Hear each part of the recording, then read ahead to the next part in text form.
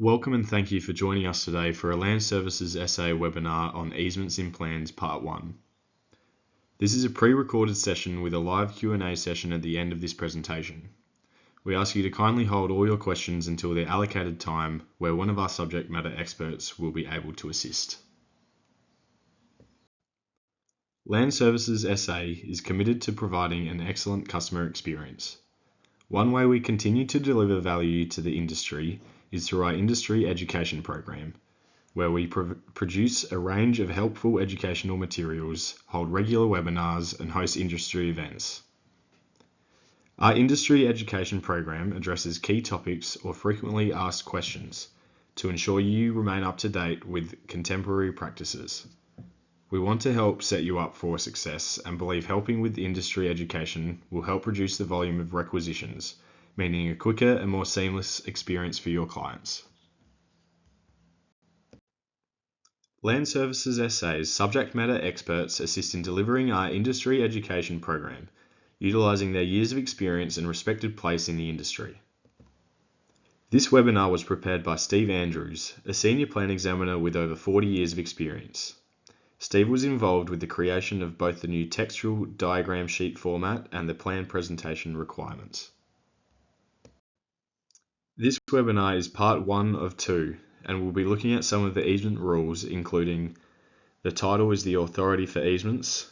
Where land is contiguous, both the servient and dominant land must be shown. To create easements after plan is deposited, show the plan purpose as division and easement and the easement as proposed. A title search is required for ETSA easements. Checking title for lease of easements. Check if an entity can hold an easement in gross. With easements, it is important to understand the legality of easements when they're created. Easements are held against the landlord's title, not the owner of the land.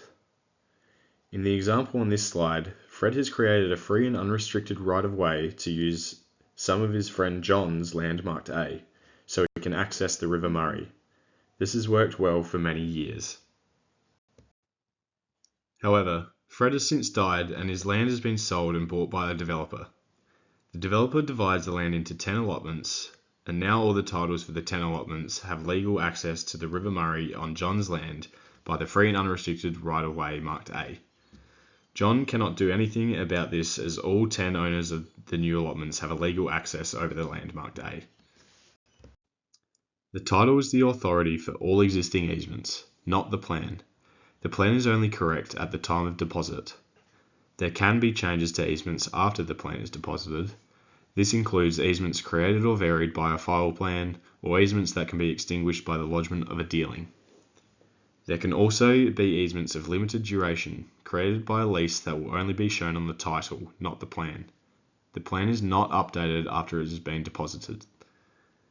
Always check if the easement notes make sense before the plan is lodged. For example, creating a servient easement but there isn't a dominant. Section 5 of the PPR contains all the requirements for creating an easement. Where there are material changes to an easement after the plan has been lodged, fresh SCAP will be required. Where an easement is being created or varied and the dominant and servient land is contiguous, the dominant land must be included within the plan, except where the dominant land is a parcel in either a strata or a community plan. Where the dominant land isn't contiguous with the servient, an existing plan delineating the dominant easement or easements must be referred to.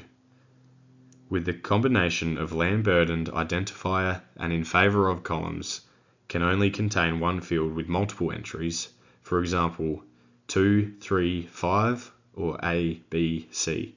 This is because you cannot add respectively hereon as you could with free format text.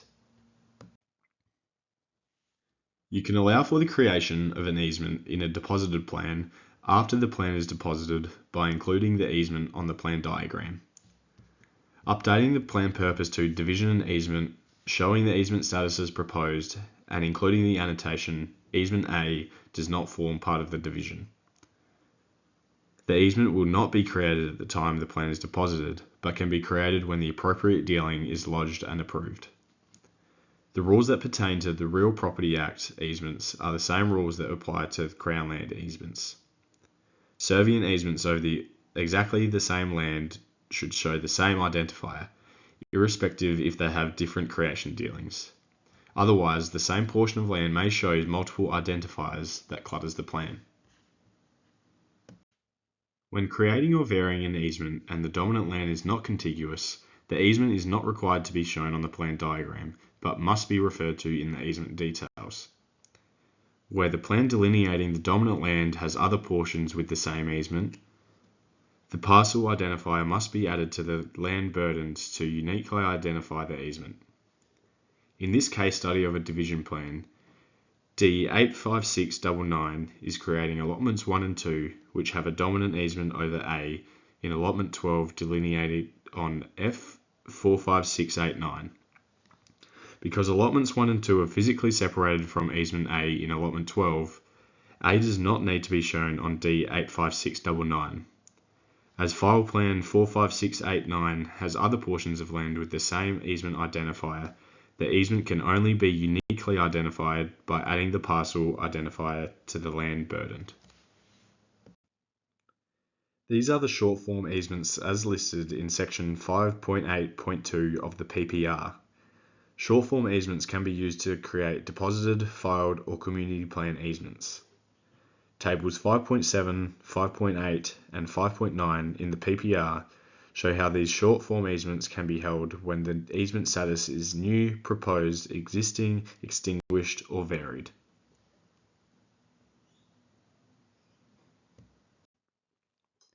When creating long form easements, the general purpose must be shown as the examples shown on this slide. If an existing easement has no purpose shown in the easement note on title, then no purpose is to be shown on the new plan when that easement is to be carried forward. The form in the easement details must show long.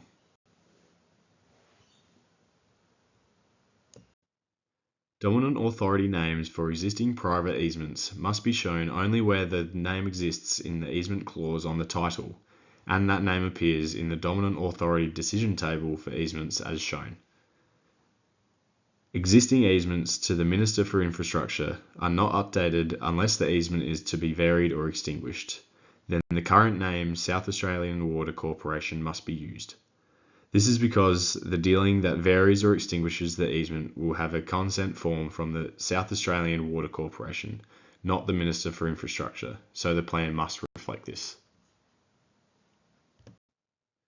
Where the title shows an existing easement to ETSA or any reference is made to electricity on the title, a title search to find the current easement in gross is required.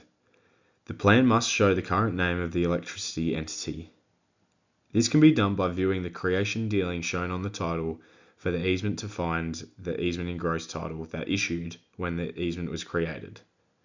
View this title for the current name of the electricity entity. If this title is cancelled, keep on searching through the title chain to get to the current title that will show the current owner's name for the easement in gross. If the creation dealing does not show the easement in gross title that is issued after the easement was created, it will show the title before the easement was created. Searching through the title chain to find the current name of the easement in gross title will then be required.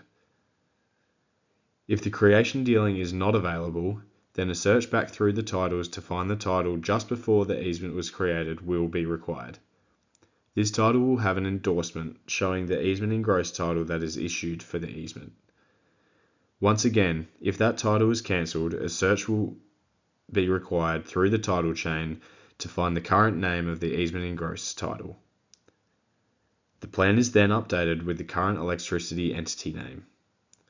As this title reference is important for the plan examiner, please update the DPL survey report with this title reference and the easement in gross name. Where the land in the land burdened or the in favour of needs to be described and it's not a full allotment or lot, now contained in is used to accurately describe the land.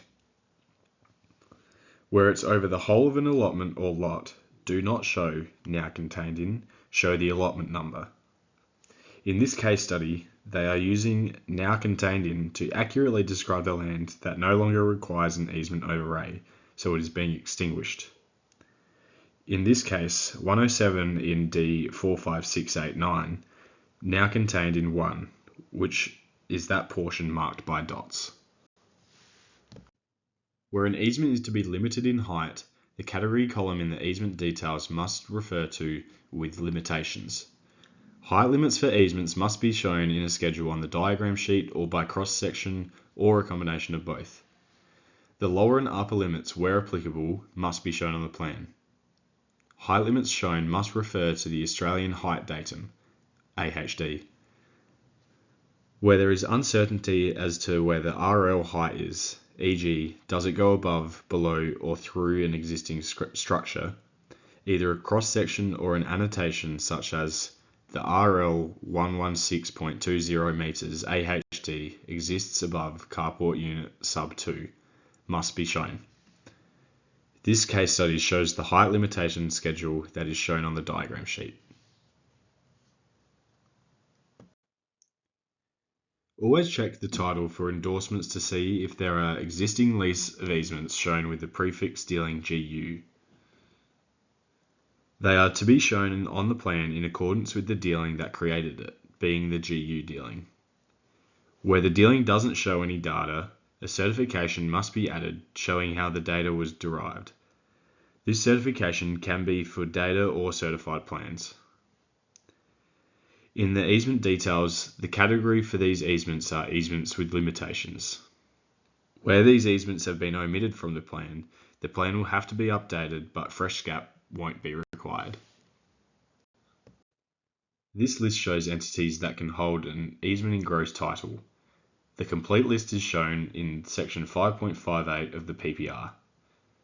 Other bodies that are entitled to hold an easement in gross title are the Crown, public or local authority, an electricity entity licensed upon the Electricity Act 1996 to carry on the generation of electricity or the operation of a transmission or distribution network. A list of the licensed bodies can be found at the Essential Services Commission of South Australia website, www.escosa.sa.gov.au.